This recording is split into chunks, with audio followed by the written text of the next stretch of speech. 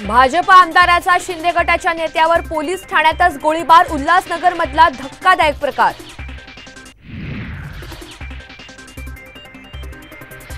शिंदे गटाच्या नेत्यावर गोळीबारानंतर भाजप आमदार गणपत गायकवाड यांच्यासह तिघांना अटक। मुलाला धक्काबुक्की केल्याने चिडून गोळीबार केल्याची गायकवाड यांची कबुली।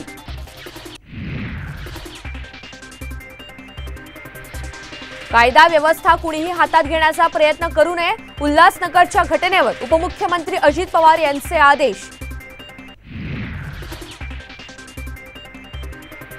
आज नगरमध्ये ओबीसींचा महाएल्गार मेळावा, जोरदार शक्ती प्रदर्शनाची तयारी। पंकजा मुंडे उपस्थित राहणार नसल्याची माहिती।